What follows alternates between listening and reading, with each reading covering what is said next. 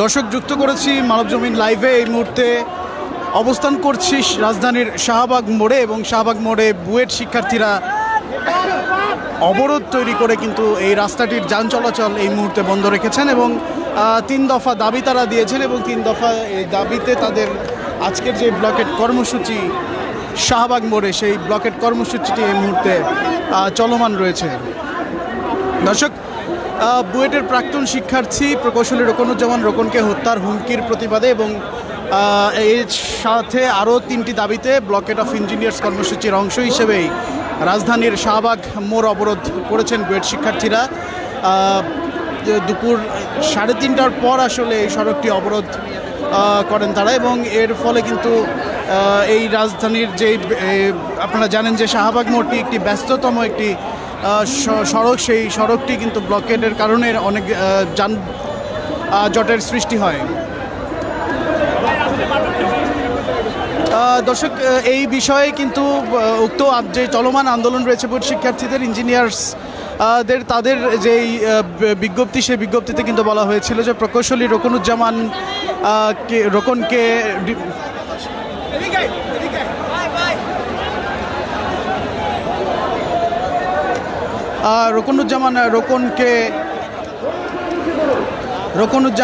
রোকনকে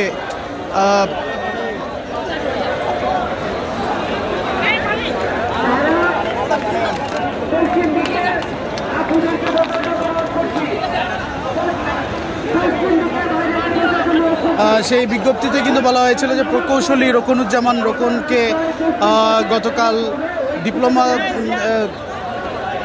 ডিপ্লোমাধারীরা NESCO কার্যালয় থেকে ডেকে গলা কেটে হত্যার হুমকি দিয়েছিল এবং এর প্রতিবাদে আসলে দেশব্যাপী ব্লকেট অফ ইঞ্জিনিয়ার্স কর্মসূচি ঘোষণা করা হয়েছে। এই কর্মসূচির অংশ হিসেবে মঙ্গলবার বিকেল 3টায় ঢাকা বিশ্ববিদ্যালয়ে ব্র্যাক, বুটেক্স, IMT, MIST সহ প্রকৌশলী অনুষদ চালু রয়েছে এমন সব বিশ্ববিদ্যালয়কে মিছিল নিয়ে শাহবাগে আসার আহ্বান জানানো হয়েছে। ঢাকার বাইরে যেসব ইঞ্জিনিয়ারিং বিশ্ববিদ্যালয় রয়েছে সেগুলো নেস্কোর আঞ্চলিক কার্যালয় ঘেরাও এবং ডিসি অফিসের সামনে মানববন্ধন কর্মসূচির আহ্বান করা হয়েছে। অভিযুক্ত ব্যক্তিদের বিরুদ্ধে আইনানুগ ব্যবস্থা গ্রহণ করা এবং প্রকৌশলী অধিকার আন্দোলনের 3 দফা বাস্তবায়নের জন্য প্রকৌশলী খাত সংস্কার কমিশন গঠন করার দাবি জানানো হয়েছে। 3 দফা যেই দাবি রয়েছে সেই দাবিতে রাজধানীর হোটেল ইন্টারকন্টিনেন্টালের সামনের সড়ক অবরোধ করে আন্দোলনে নেমেছিলেন বুয়েটের শিক্ষার্থীরা এবং ক্যাম্পাস থেকেই তারা কিন্তু 12টার পর মিছিল নিয়ে প্রথমে শাহবাগে আসেন এবং এরপরে বুয়েট শিক্ষার্থীরা সড়ক অবরোধ করে অবস্থান নেন এই শাহবাগেই এবং পরে সেই অবরোধটি থেকে মিছিল নিয়ে 3 দফা দাবিতে প্রধান উপদেষ্টার কার্যালয়ের কাছে অবস্থিত হোটেল ইন্টারকন্টিনেন্টালের সামনে তারা কিন্তু উপস্থিত হয়েছিলেন। এরপরে দুপাশের যে রাস্তা রয়েছিল সেই রাস্তাগুলো কিন্তু বন্ধ করে বিভিন্ন স্লোগান তাদের দিতে শোনা যায় এবং আন্দোলনকারী শিক্ষার্থীরা কিন্তু সেই সব স্লোগান তখন দিচ্ছিলেন। রাস্তার যে যান চলাচল সেটি বন্ধ হয়ে গিয়েছিল এবং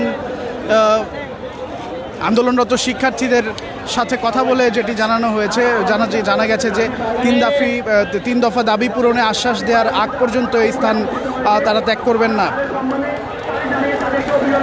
এর আগে কিন্তু ডিপ্লোমা টেকনিশিয়ানদের কোটা ইস্যুতে বুয়েটের ইলেকট্রিক্যাল অ্যান্ড ইলেকট্রনিক ইঞ্জিনিয়ারিং বিভাগের এক শিক্ষার্থীকে হুমকি দেওয়ার অভিযোগ ওঠে ডিপ্লোমা ইঞ্জিনিয়ার পড়ুয়া আরেক শিক্ষার্থীর বিরুদ্ধে। ওই ঘটনাকে কেন্দ্র করে 3 দফা দাবি আদায়ে রাস্তায় নামেন বুয়েট শিক্ষার্থীরা। আন্দোলনের হুমকিদাতাদের দ্রুত আইনের আওতায় আনার দাবি জানানো হয়েছে।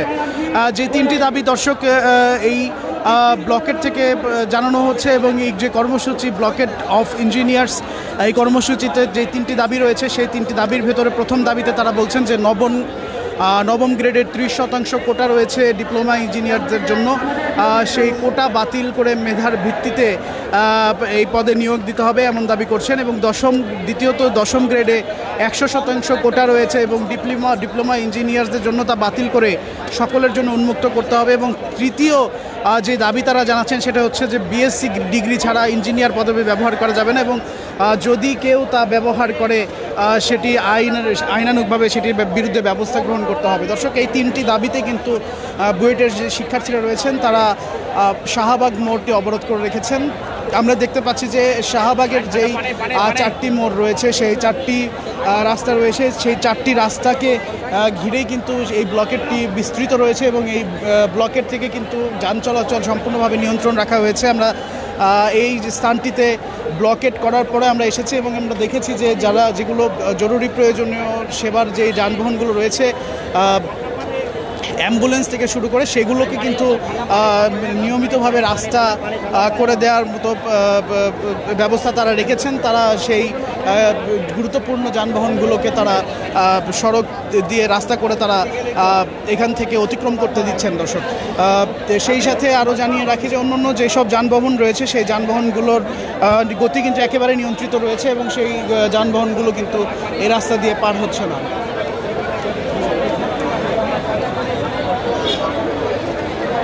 দর্শক, এই মুহূর্তের কথা যদি বলি, শাহবাগ মোড়টাকে কেন্দ্র করেই কিন্তু শিক্ষার্থী যারা রয়েছেন বুয়েটের, তারা বসে পড়েছেন এবং তারা সেই বসেই কিন্তু তাদের যে অবরোধ কর্মসূচি, সেই অবরোধ কর্মসূচিটি তারা চলমান রেখেছেন এবং দেখা যাচ্ছে তীব্র এই রোদের কারণে কিন্তু আসলে এখানে অধিকাংশ শিক্ষার্থী তাদের সাথে ছাতা নিয়ে এসেছেন এবং তারা কিন্তু সেটি মেলে ধরেই তারা রাস্তায় বসেছেন এই তীব্র গরম থেকে নিজেদেরকে বাঁচাতে।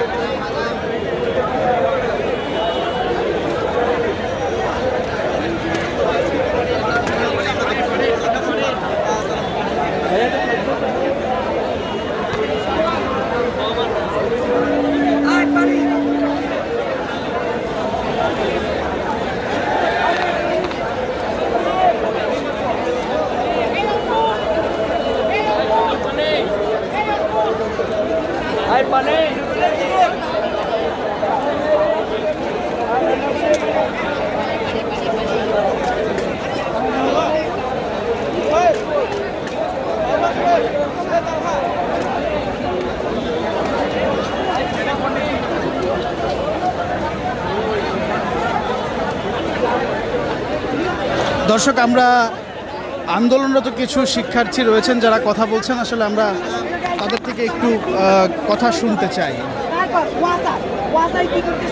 ওয়াসার মধ্যে আসতেছে হলো প্রথমে বিজ্ঞপ্তিতে দেখা গেছে 26টা পদবি আছে, 26টা পোস্ট আছে, সেইখানে 26টা পোস্টের মধ্যে পরবর্তীতে আটকিয়ে দিয়ে 10টা পোস্ট ওই অটো প্রমোশন, 10ম গ্রেড থেকে অটো প্রমোশন। 10ম গ্রেডে তো আমরা পরীক্ষায় দিতে পারতেছি না, 9ম গ্রেডের যে পরীক্ষা সেটাও তারা 33% সরকারি কোটায় থাকলেও তারা কোনো কোনো ক্ষেত্রে 67%, কোনো কোনো ক্ষেত্রে 80%, কোনো কোনো ক্ষেত্রে 200% পর্যন্ত নিয়ে যাচ্ছে।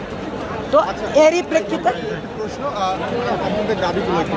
আমাদের এক নাম্বার দাবি হলো 9ম গ্রেড, যেটা সহকারী প্রকৌশলী পদ বা সমমান পদ, সেইখানে যথাযথ নিয়োগ পরীক্ষার মাধ্যমে একজনকে উত্তীর্ণ হতে হবে এবং এই নিয়োগে তার ন্যূনতম যোগ্যতা থাকতে হবে বিএসসি ডিগ্রি। আমাদের 2 নাম্বার দাবি 10ম গ্রেড, যেটা উপসহকারী প্রকৌশলী পদ, যেটা এতদিন ডিপ্লোমা ইঞ্জিনিয়াররা 100% ভোগ দখল করে আসছিল, সেই যে 10ম গ্রেড আছে সেটা সবার জন্য উন্মুক্ত করে দিতে হবে। সেটা বিএসসিরাও পারবে, ডিপ্লোমারাও পারবে।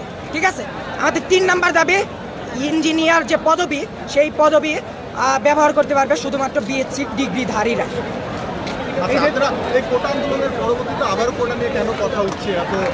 এইটা কোটা আন্দোলন অন্য সবার জন্য শেষ হয়ে গেছে, কিন্তু আমরা লক্ষ্য করলাম যে ইঞ্জিনিয়ারিং যে সেক্টর বা প্রকৌশল যে সেক্টর, সেটা আজও কোটার মধ্যে আবদ্ধ আছে।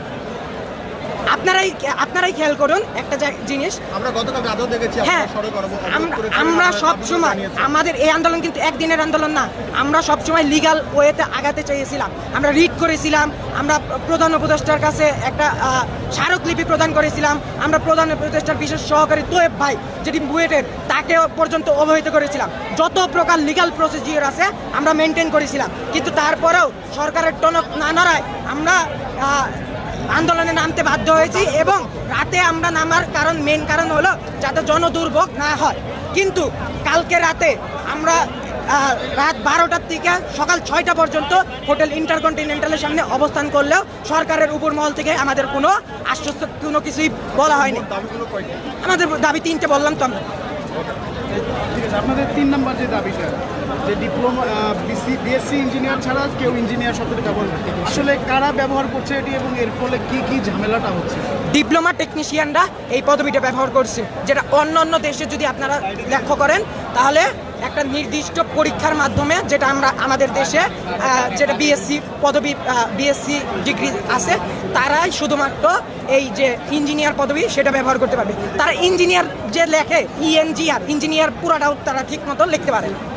তারা অবশ্য এখন আমাদের ইঞ্জিনিয়ার হয়ে গেছে, 10ম গ্রেডে 100%, তার থেকে প্রমোশন নিয়ে আরও 100%, 200% তারা নিয়ে নেয়। আমাদের পোস্টে সড়ক ও জনপদের যদি আমরা একটা উদাহরণ দেখাই, 40তম বিসিএসে 63টা পোস্ট থাকলেও মাত্র 3টা পোস্টে আমরা নিয়োগ পরীক্ষা দিতে পারছি। বাকি 60টা পোস্ট আমাদের কি করছে, 60টা পোস্টে আমাদের দেখা গেছে যে ওই 10ম গ্রেডে যেখানে আমরা পরীক্ষাই দিতে পারতেছি না সেইখান থেকে প্রমোশনের মাধ্যমে নিতেছে। তারপর ডিবিডিসির যদি আমরা একটা উদাহরণ দেখাই, ডিবিডিসিতে 2019 সালে খালি পোস্টের সংখ্যা 9ম গ্রেডের জন্য 43টা, 2025 সালে আইসা সেইটা মাত্র 9টা হয়েছে। এর কারণ কি? এর কারণ 10ম গ্রেড থেকে এরা একটা সিন্ডিকেট কইরা প্রমোশন হওয়ার কথা থাকলেও 33% হয়ে যায়, কোনো কোনো ক্ষেত্রে 80%, কোনো কোনো ক্ষেত্রে 100%। তার ফলে আমরা মাত্র 1-2টা পোস্ট মাত্র পাইতেছি। তাহলে আপনাদের বর্তমানে যে দাবিগুলো রয়েছে, এই দাবিগুলোকে ঘিরে আপনাদের প্রত্যাশা কি এবং আন্দোলন কতক্ষণ চালায় যাবে? এই আন্দোলন ততক্ষণ পর্যন্ত চলবে যতক্ষণ না আমাদের এই 3 দফা দাবি মেনে না নেওয়া হয়। দর্শক শুনছিলেন বুয়েট শিক্ষার্থী একজনের কাছ থেকে, যিনি বলছিলেন যে আসলে এই যে বৈষম্য বা কোটার যেই প্রচলনটি, সেই প্রচলনটি কিন্তু এখনও তাদের সাথে, সেই বৈষম্যটি এখন পর্যন্ত সেটি চলমান রয়েছে এবং একটি কোটা আন্দোলন থেকে গণ অভ্যুত্থান এবং গণ অভ্যুত্থান থেকে একটি সরকার পতন এবং তারপরে নতুন বন্দোবস্তের স্বপ্ন দেখা, এই সব কিছু মিলিয়ে আসলে তারা এই বৈষম্যটিকে ঠিক সঠিকভাবে তারা গ্রহণ করতে পারেননি এবং সেখান থেকে কিন্তু এই যৌক্তিক বৈষম্যটি দূর করার কারণে দূর করার দাবিতে কিন্তু তারা এই অবরোধ কর্মসূচিটি করছেন এবং তারা বলছেন যে যতক্ষণ পর্যন্ত তাদের যে 3টি দাবি রয়েছে সে দাবি 3টি মানানো হবে ততক্ষণ পর্যন্ত তারা এই কর্মসূচি কিন্তু তাদের চালিয়ে যাবেন। দর্শক, শাহবাগ থেকে যুক্ত ছিলাম আমি এম পারভেজ, আপনারা দেখছিলেন মানব জমিন।